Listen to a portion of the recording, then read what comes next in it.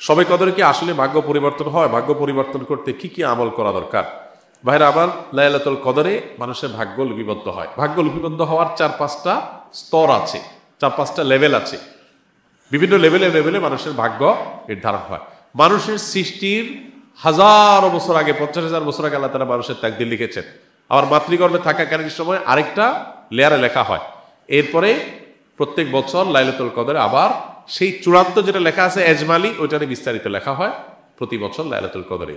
কোরআন কারীমে সূরা দুখানে আল্লাহ বলেছেন, ইন্না আনজালনাহু ফী লাইলাতিন মুবারাকাহ ইন্না কুন্না মুনজিরিন ফীহা ইউফরাকু কুল্লু আমরিন হাকীম। আল্লাহ বলেছেন, আমি এই কোরআনকে নাজিল করেছি বরকতময় রাতে। কোরআন কোন রাতে নাজিল হয়েছে? শবে বরাতে না শবে কদরে? শবে কদরে। সেই রাতে আল্লাহ বলছেন ফীহা, অর্থাৎ সেই বরকতময় রাতেই ইউফরাকু কুল্লু আমরিন হাকীম, সব গুরুত্বপূর্ণ বিষয়গুলোকে আল্লাহ তাআলা ধার্য করেন। তো এখান থেকে বোঝা যায় লাইলাতুল কদরে সব মানুষের ভাগ্য নির্ধারণ। এখন কত ভাগ্যের জন্য ভালো নির্ধারণ হয়, তার জন্য কি করার আছে? সবচেয়ে বড় করা হলো ঈমান এবং তাকওয়া অবলম্বন করা। আল্লাহ বলেছেন যে ওয়ালাউ আন্না আহলাল কুরআ আমানু ওয়াত্তাকাউ লাফাতাহনা আলাইহিম বারাকাতিম মিনাস সামা। কোন জনপদের মানুষ ঈমান আর তাকওয়া আনলে আল্লাহ তাআলা বলছেন আসমান থেকে বরকতের সব দুয়ারগুলো উন্মোচন করে দিবেন। আপনার ভাগ্যে ভালো কিছু লেখা হোক, চাইলে আপনাকে ঈমান আমলের চর্চায় এগিয়ে যেতে হবে। আমাদের দেশে মানুষ সব রাতে মসজিদে ভিড় করে, সারা বছর নামাজ কালামের খোঁজ খবর নেই, সব রাতে মসজিদে এসে ভিড় করছে। কেন? ভাগ্যে যেন ভালো কিছু লেখা হয়। একজন চেয়ারম্যান সরকারের কাছ থেকে রিলিফ পাইছে বা জনগণকে বন্টন করার জন্য জিনিসপত্র পাইছে। তো চেয়ারম্যান সাহেবের পাতি যে সমস্ত নেতা আছে বা চেলা চামচা আছে, সহযোগী আছে, এরা ভাগ নিতে আসছে। এক চামচা নির্বাচনের আগেও ছিল না, পরেও ছিল না, ভোটের সময় ছিল না, পরেও ছিল না, কোনো কিছুতে নাই। এখন যখন সরকারি চাইলে এসে হাজির হয়ে গেছে, গমা এসে হাজির হয়ে গেছে, সে এসে ভাগ নিতে হাজির হয়ে গেছে। কি বলেন, এ পাবে ভাগে? আর যে সবসময় ছিল, ও যদি এই দিন হাজির নাও হইতে পারে, তারপর চেয়ারম্যান সাহেব তার জন্য ঠিকই রেখে দিবে যে তুমি এগুলো বন্টন করো তোমার এলাকাতে। তো একইভাবে আল্লাহ রাব্বুল আলামিনের আনুগত্য যদি আমরা সবসময় করি, ইনশাআল্লাহ আল্লাহ আমাদের নসিবে ভালো কিছু দিবেন। এক রাতের ইবাদত করে সব নিজের পক্ষে নিয়ে নিবা, সারা বছর আকাম কুম করবো, এটা সঠিক পদ্ধতি না। দ্বিতীয়ত হলো লা ইয়ারুদ্দু তাকদির ইল্লা দুআ। দোয়া এমন একটা হাতিয়ার যে আল্লাহ তাআলা তাকদীরের দুইটা পার্ট আছে, একটা গায়রে মুবরাম, একটা মুবরাম, একটা চূড়ান্ত, একটা অচূড়ান্ত। অচূড়ান্ত তো আমাদের দৃষ্টিতে, আল্লাহ দৃষ্টিতে সেটাও চূড়ান্ত। আল্লাহ জানেন যে আমরা সেটাকেও দোয়া করে পরিবর্তন করাই নেব। তো দোয়ার মাধ্যমে ওই তাকদীর পর্যন্ত আল্লাহ পরিবর্তন করেন। এই জন্য বিশেষ করে আল্লাহ কাছে দোয়া করতে হবে, লাইলাতুল কদর হোক অন্য সময়, ইনশাআল্লাহ আল্লাহ তাআলা ভাগ্যে ভালো কিছু দান করবেন। রমজানের শেষ 10 দিনের গুরুত্বপূর্ণ আমলগুলো কি কি? আমার যদি আল্লাহ তাআলা তৌফিক দিতেন একজন একজন করে রোজাদারের হাতে পায়ে ধরার বা অনুনয় করে বোঝানোর, তো আমি একজন একজন করে বোঝানোর চেষ্টা করতাম। রমজানে আপনি অন্য কিছু করতে পারেন না পারেন, রমজানে ফরজ রোজাগুলো রাখেন, গুনাহ থেকে বেঁচে থাকেন, আর শেষ দশকে ইতিকাফ করেন। বাস আপনার রমজান সার্থক হওয়ার জন্য যথেষ্ট হবে ইনশাআল্লাহ। নবী করিম সাল্লাল্লাহু আলাইহি সাল্লাম রমজানের রোজা দ্বিতীয় হিজরিতে ফরজ হওয়ার পর 10ম হিজরিতে তিনি মারা গেছেন। এই কয়েক বছরের মধ্যে, 8-9 বছরের মধ্যে একটা বছরও তিনি ইতিকাফ ছাড়েন নাই।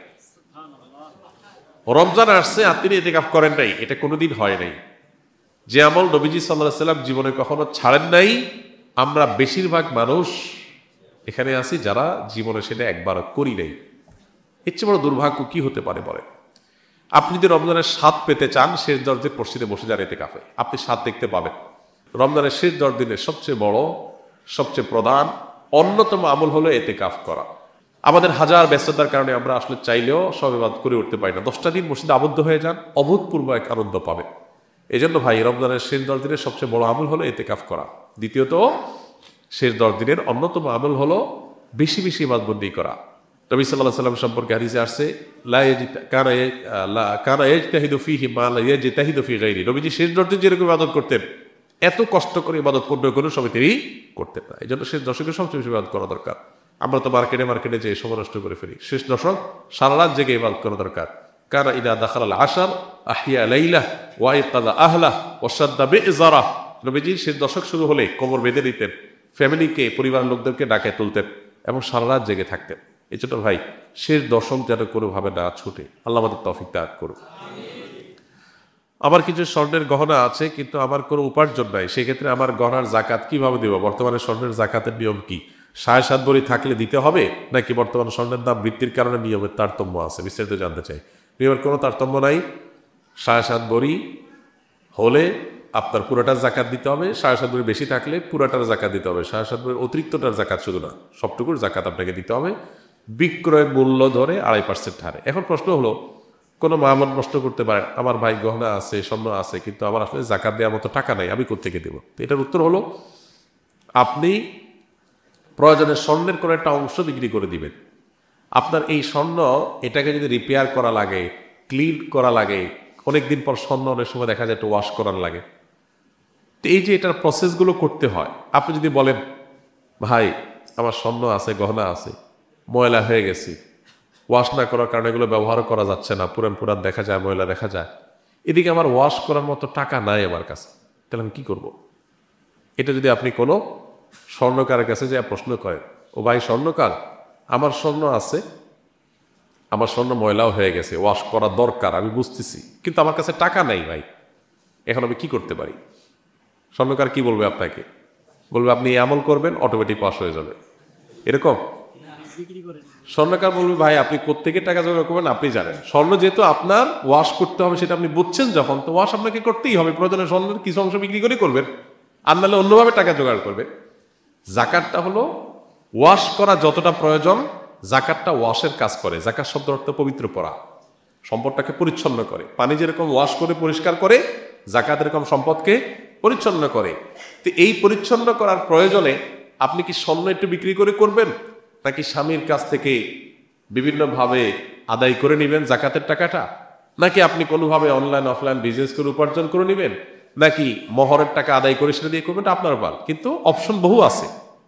হ্যাঁ, যদি আপনার কাছে কোনো অপশন না থাকতো তাহলে শরীয়ত আপনাকে বাধ্য করতো না, কারণ আল্লাহ বলেছেন লা ইউকাল্লিফুল্লাহু নাফসান ইল্লা উসআহা, আল্লাহ সাধ্যের বাইরে কিছু চাপিয়ে দেন না। এখন অল্প একটু বিক্রি করে তো আপনি করতে পারেন, ওই তো আছে, নাই সেটা বললে তো ভুল হবে।